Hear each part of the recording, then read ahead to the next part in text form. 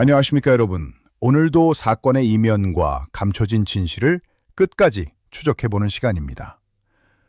오늘 다룰 사건은 지난 주말 경북 청송 주황산에서 발생한 초등학생 실종 사건입니다. 처음 언론 속보가 나왔을 때만 해도 사람들은 이렇게 생각했습니다. 아이 한 명이 산에서 길을 잃었구나. 비까지 왔으니 빨리 발견돼야 할 텐데. 하지만 저는 사건 개요를 보는 순간 이상한 감각이 들었습니다. 설명하기 어려운 위화감, 그리고 어딘가 인위적으로 비어있는 듯한 공백. 전직 형사 생활을 오래 하다 보면 그런 순간이 있습니다. 사건이 말하는 내용보다 사건이 숨기고 있는 부분이 더 크게 느껴질 때 말입니다.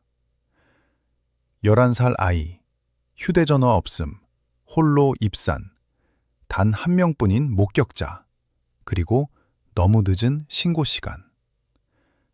여러분, 정말 이 모든 게 단순한 우연일까요?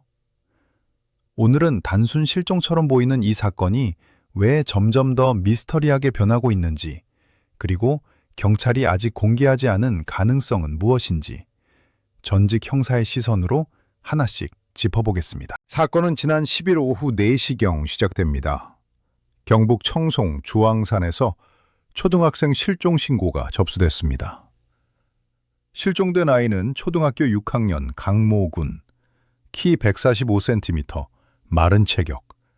실종 당시 파란색 삼성 라이온즈 유니폼 티셔츠를 입고 있었다고 합니다.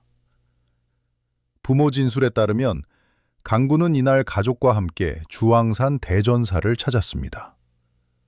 그런데 여기서부터 상황이 이상해집니다. 아이는 부모와 함께 움직이지 않고 혼자 등산로에 올라갔습니다. 목적지는 주황산 주봉. 성인 기준 왕복 3시간 가까이 걸리는 쉽지 않은 코스입니다. 더 충격적인 건 당시 아이는 휴대전화조차 가지고 있지 않았다는 점입니다. 부모는 작년에 함께 가본 길이라 혼자 다녀올 수 있다고 생각했다고 진술했습니다. 하지만 예정 시간이 지나도 아이는 내려오지 않았고 부모는 오후 4시가 되어서야 신고를 했습니다. 현재까지 확보된 결정적인 단서는 단 하나. 파란색 유니폼을 입은 남자아이가 주봉 방향으로 올라가는 걸 봤다는 목격담입니다. 그 이후의 행적은 완전히 끊겼습니다. 수색대와 경찰은 열화상 드론, 수색견, 기동대 인력까지 투입했지만 사흘째 아무 흔적도 발견되지 않고 있습니다. 그리고 바로 이 지점부터 사건은 단순 실종 사건의 형태에서 벗어나기 시작합니다. 여러분, 여기서 가장 먼저 던져야 할 질문은 이것입니다. 정말 강군은 혼자 산에 올라간 것이 맞을까? 보통 사람들은 이 질문 자체를 하지 않습니다. 왜냐하면 부모 진술이 있으니까요. 그리고 목격자도 한 명 있으니까요. 하지만 형사들은 다르게 봅니다. 수사에서 가장 위험한 건 초기 진술을 너무 빨리 사실로 믿어버리는 겁니다. 특히 이번 사건은 이상할 정도로 증거가 없습니다. 등산객이 많던 주말, 눈에 띄는 파란 유니폼, 혼자 걷는 어린아이. 그런데 왜 목격자가 단 한 명뿐입니까? 보통 이런 경우라면 어디쯤에서 봤다, 혼자 앉아 있었다, 물을 마시고 있었다 같은 추가 목격담이 계속 나와야 정상입니다. 하지만 없습니다. 마치 아이의 존재가 어느 순간부터 산속에서 통째로 지워진 것처럼 말입니다. 저는 여기서 굉장히 섬뜩한 가능성을 떠올렸습니다. 혹시 누군가가 아이가 산에 들어간 것처럼 보이게 만들었던 건 아닐까요? 이 부분도 굉장히 중요합니다. 정오 출발, 왕복 3시간 코스. 그렇다면 늦어도 오후 3시쯤엔 내려왔어야 합니다. 그런데 신고 시간은 오후 4시. 무려 1시간의 공백이 존재합니다. 여러분, 산에서의 1시간은 엄청난 시간입니다. 특히 휴대전화도 없는 초등학생이라면 보통 부모는 10분에서 20분만 늦어도 불안해집니다. 그런데 왜 1시간을 기다렸을까요?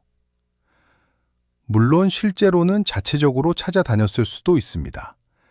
하지만 문제는 현재까지 그 1시간 동안 부모가 정확히 무엇을 했는지 공개되지 않았다는 점입니다. 형사들은 이런 시간을 굉장히 중요하게 봅니다. 왜냐하면 많은 사건에서 진실은 사건 발생 순간보다 신고 직전의 공백 시간 안에 숨어 있기 때문입니다. 여러분, 제가 이 사건에서 가장 이상하게 느끼는 건 바로 이것입니다. 흔적이 너무 완벽하게 사라졌다는 점. 산악 실종 사건은 대부분 흔적이 남습니다. 찢어진 옷, 미끄러진 자국, 버려진 생수병, 심지어 작은 발자국 하나라도 발견됩니다. 그런데 이번 사건은 이상할 정도로 깨끗합니다. 아이를 봤다는 목격자는 단 1명. 그 이후는 완전한 공백. 마치 누군가가 여기서부터는 찾지 못하게 된다는 걸 알고 있었던 것처럼 느껴집니다. 여기서 저는 한 가지 가능성을 생각했습니다. 혹시 범인이 아니면 누군가가 주황산의 지형 구조와 CCTV 사각지대를 이미 알고 있었다면 어떨까요? 실제로 산악 지역은 특정 구간에서 통신이 끊기고 비가 오면 흔적이 빠르게 사라집니다. 만약 이것을 이용한 사람이 있다면? 그 순간 이 사건은 단순 조난이 아니라 계획된 실종 사건으로 바뀌게 됩니다. 현재 경찰은 공식적으로 모든 가능성을 열어두고 수사 중이라고 발표했습니다. 이 표현은 굉장히 중요합니다. 왜냐하면 단순 산악 조난으로 판단되면 보통 수색 범위 확대만 강조합니다. 그런데 이번 사건은 다릅니다. 부모 진술 확인, 동선 분석, 디지털 포렌식, 차량 블랙박스 확보, 이런 표현들이 계속 등장합니다. 여러분, 경찰이 왜 부모 휴대전화, GPS까지 확인하려 할까요? 왜 차량 이동 기록을 분석하려 할까요? 형사들이 단순 실종 이상의 위화감을 느끼고 있다는 의미일 수도 있습니다. 특히 형사들은 이런 사건에서 처음 진술과 실제 행동이 일치하는가를 가장 먼저 봅니다. 그리고 단 하나라도 모순이 발견되면 수사는 완전히 다른 방향으로 흘러갑니다. 하지만 저는 이 사건이 더 무서운 이유가 따로 있다고 생각합니다. 바로 이 사건이 너무 평범하게 시작됐다는 점입니다. 가족여행, 등산, 잠깐의 기다림, 그리고 실종. 우리 주변 어디에서든 일어날 수 있는 풍경입니다. 그래서 더 소름 끼칩니다. 진짜 위험한 사건은 원래 평범한 얼굴로 시작되기 때문입니다. 그리고 만약 정말 누군가가 이 상황을 의도적으로 만들었다면 그 사람은 처음부터 비, 산, 휴대전화 부재, CCTV 사각지대까지 계산하고 있었을 가능성도 배제할 수 없습니다. 현재 강군의 행방은 아직 확인되지 않았습니다. 지금 이 순간에도 경찰과 구조대는 수색을 이어가고 있습니다.